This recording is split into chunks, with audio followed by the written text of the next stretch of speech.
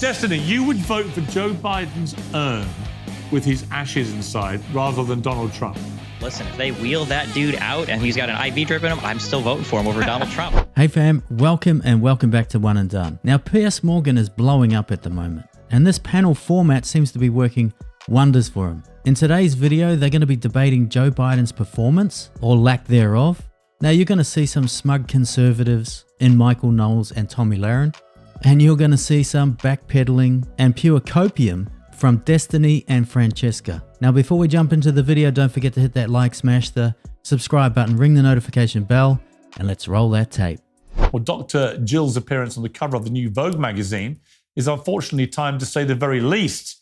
Makes it look like maybe she's the one who's in charge here. This weekend, the Biden family gathered at Camp David, where they reportedly encouraged the president to keep fighting.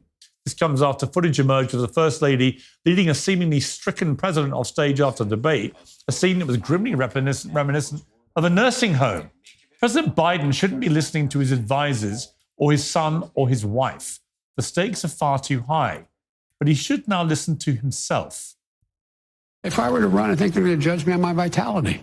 Can I still run up the steps of Air Force Two? Am I still in good shape? Do I have all my faculties? Am I energetic? I think it's totally legitimate for people to ask those questions. This is for the voters to decide.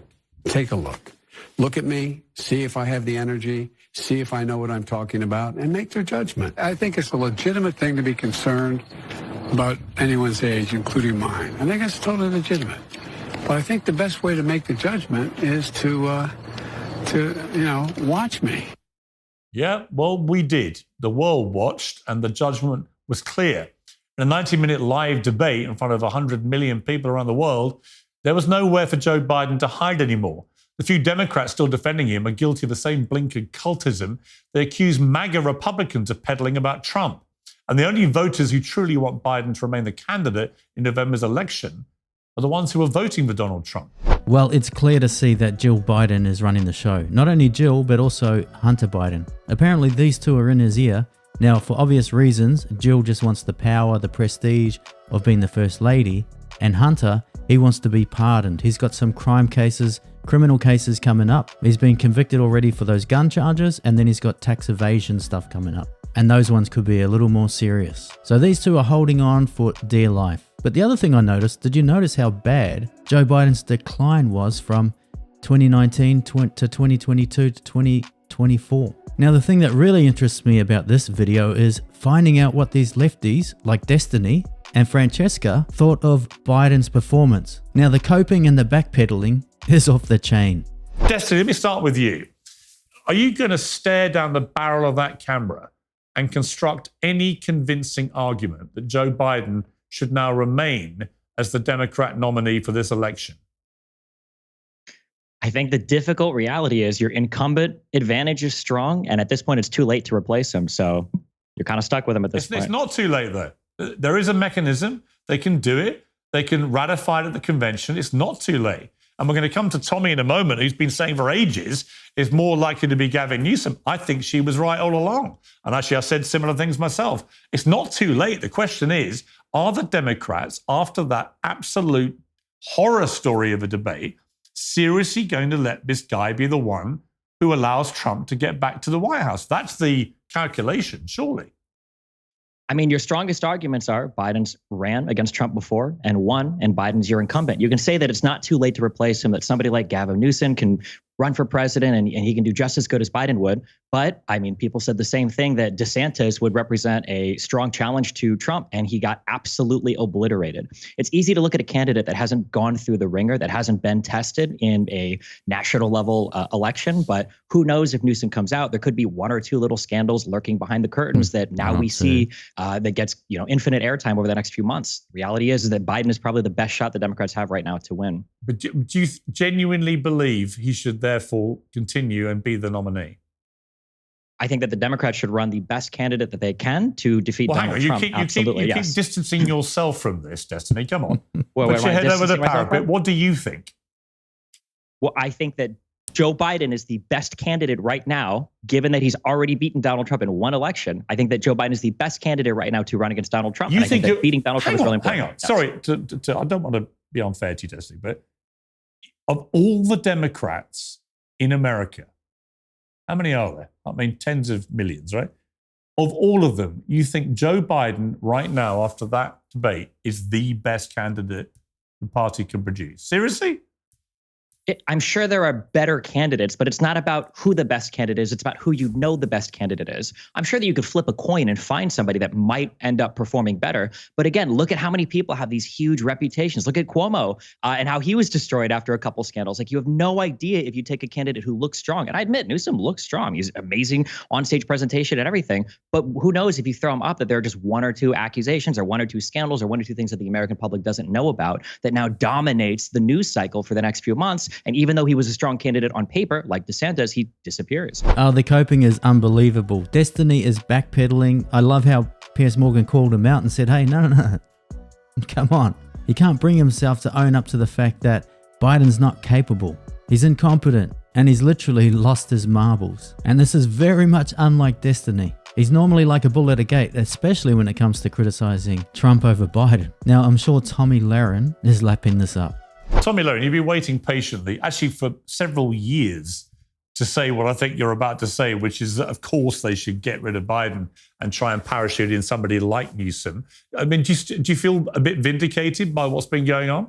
I feel very vindicated, but I'll also say, Piers, I hope that they run Joe Biden. That would be the easiest contest for Donald Trump to beat, would be Joe Biden. Right. So as much as I do believe they're going to select another candidate, I hope that they maintain with Joe Biden. I hope that that's their guy. And if that is the strongest candidate you have in the Democrat Party, that says a lot about the Democrat Party. Last week's debate performance was horrifying. It was horrifying as an American to watch because, like it or not, this guy still represents the United States of America. And as an American, although I didn't vote for Joe Biden and I will never vote for Joe Biden, that is still my president. And our enemies and our allies watched that, and it was horrifying. Not only the mumbles and the bumbles and the losing the train of thought. At one point, Joe Biden said that people are getting raped by their in-laws and their sisters. He had one opportunity to dunk on the issue of abortion, where he really could get the eyes and ears of the American public that's very divided on that issue, and he chose to say that people are getting raped by their sisters.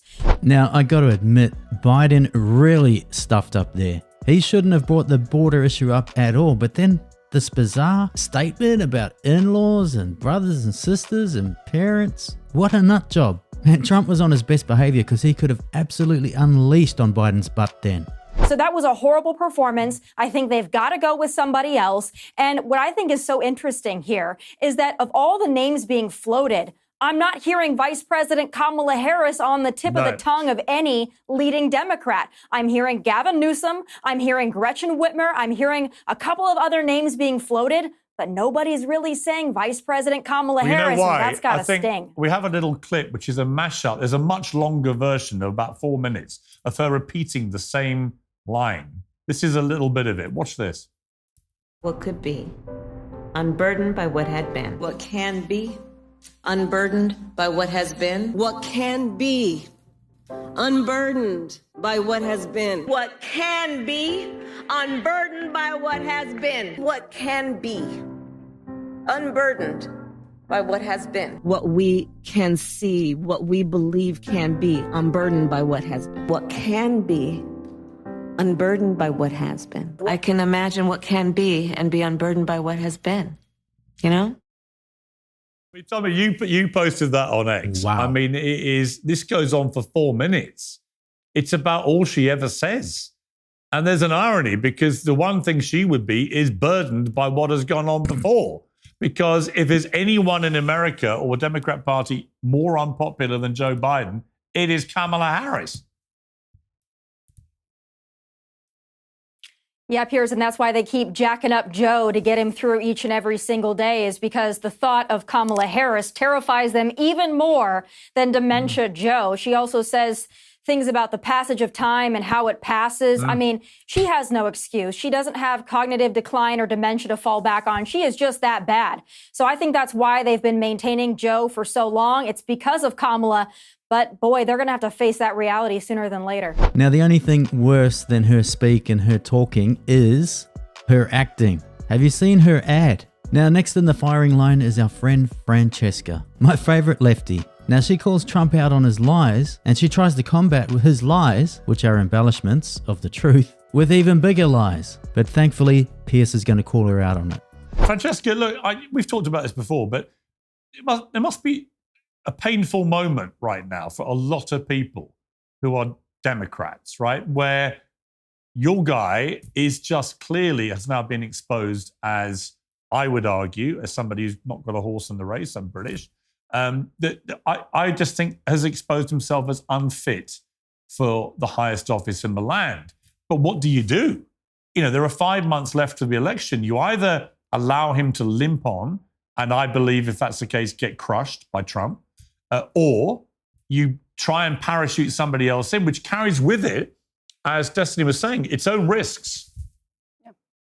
Yeah, no, there's massive risks of replacing Joe Biden. That being said, I do think he should be replaced. And interestingly, Hunter Biden is the one family member that wants Joe Biden to not run again. Why would anyone listen to him? I think it's more I'm just saying they're it's more listening to Hunter Biden, He just wants a single day without the right on his dick, because they love to spread photos of it and show it on congressional floors. But look, politically, here's where I stand. I wanted Bernie, not Weekend at Bernie's. I think we all need to just lay that out there. I put this squarely at the feet of the Democratic Party. They ran a piss poor candidate in 2016.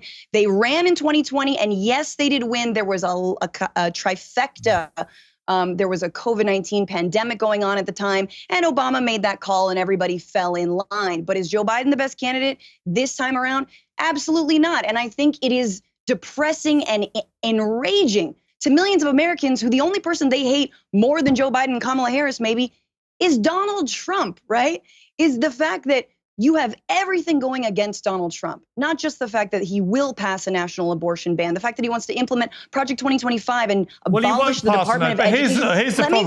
Let me finish. But that isn't true. He's not said he wants to pass a national abortion ban. So, see, when I hear Democrats do that, it reminds me of Trump's the new Hitler. It's like, why exaggerate? Why go too far? He's never said he wants a national abortion ban. Pay attention to the news that's happening right now. I'm glad Piers called her out on that, because this is what the mainstream liberal lunatic media are doing. They're making this false accusation, these false statements that Donald Trump is trying to abandon the rights of women to delete their little ones. That just simply isn't true. He's saying that it's in the hands of the states. It's in the hands of the people.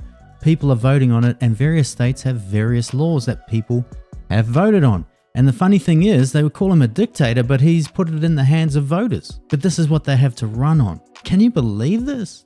And women are going to fall for this nonsense. But these lies are going to continue. The far-right takeover of the judicial system in this country is already underway. And just today, they allowed a president to have immunity, total immunity, which means the Jack Smith case actually, it wasn't Donald total Trump immunity. See, doesn't go forward. Francesca, look, with respect, again, you're massively exaggerating. The U.S. Supreme Court has ruled go to Project 2025 let me and tell me what clarify it for says, viewers, Piers. right? You said they've given him total immunity. They haven't. The Supreme Court ruled that Donald Trump is partially immune from prosecution for actions taken while he was in the White House. They said that while the president's immune from criminal prosecution for official acts taken in office, he is not immune for unofficial acts. Big difference to total immunity. So Sure, again, why exaggerate? There is nothing to exaggerate here. What I'm saying is, you just did about abortion and immunity. So he's immune from stealing White House secrets after he leaves the office. Is that what you're saying? It's okay for him You to mean keep like Joe classified Biden did? Snap. Yeah, Joe Biden, which when he was told, he was like, oh, here you go. Look, I'm not here to defend Joe Biden. You're trying to get on me. All I'm saying is Donald Trump represents a far worse threat to the American people. And Joe Biden's a terrible messenger for his own damn campaign. He can't even articulate the fact that unemployment was at its lowest rate last year. Yeah, since the year 1969. I agree. He couldn't articulate. The economy is actually doing quite well under Joe Biden. Of course. But the guy can't put his mouth around the words. And he had a perfectly good attack line on Trump about abortion if he could remember what it was supposed to be. I don't know why Francesca keeps coming on here to make herself look like an absolute numpty. Now, to be fair, not only Francesca looks like a numpty, but all those lefty lunatics, particularly these ones that have tried to prosecute or persecute Donald Trump, because it looks as though that these cases are all going to be overturned, especially the New York case. And Piers did a great breakdown on what presidential immunity is, particularly in this case where the Supreme Court has ruled on it. And thankfully, we have people like Piers, Tommy Lahren, and Michael Knowles that come armed with facts. I mean, look, I think what was extraordinary, 65% of people who watched that debate thought Trump was a winner. Trump hasn't seen approval like that as a politician, right? So that shows you how bad it was. And incredibly, 30% of people who watched it thought that Biden won, which just goes to show how deep partisan tribalism runs, right? Because even Joe Biden knows, even Barack Obama said he had a bad night. What happens here? What do you think is going to happen? Well, I have to correct my friend Francesca here, who says the only person that Americans hate more than Biden is Trump. That isn't true. That's why Biden proposed the debate in the first place, is because his numbers just were not strong enough against Trump, and it completely backfired on him. However, I'm with Destiny. I agree that Biden is the best nominee for the Democrats right now. I still don't think he beats Trump, but who else are they going to pick? As we've said, Kamala, no way. Michelle Obama is not going to run, and she's not nearly as popular as people say she is.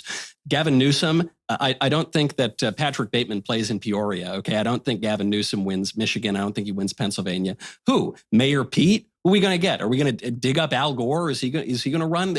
There is no better candidate for them right now. The problem is that Joe Biden also can no longer be the nominee because the entire liberal establishment has just admitted he's not fit for the job.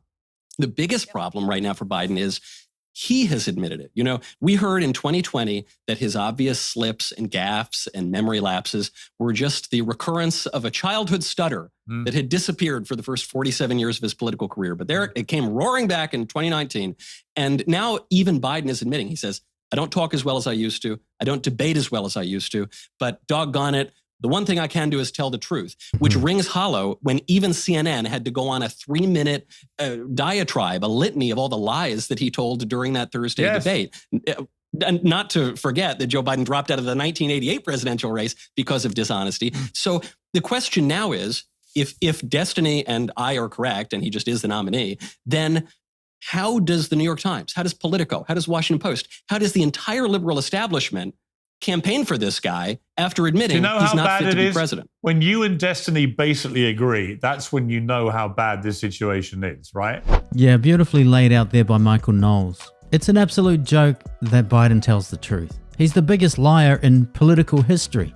Now, Trump exaggerates. You know, he says things like, oh, no one's ever seen anything like this before. This is the greatest thing that's ever happened. Biden just comes straight out and actually lies. And his lies have implications, like his son's laptop that was a Russian plant. His son's never taken money from China, Russia, or Ukraine. The border's secure. The list goes on. Anyway, Biden got absolutely hammered and trounced. Now, this is part 1 of a 2-part video. If you want to watch part 2, just click up here.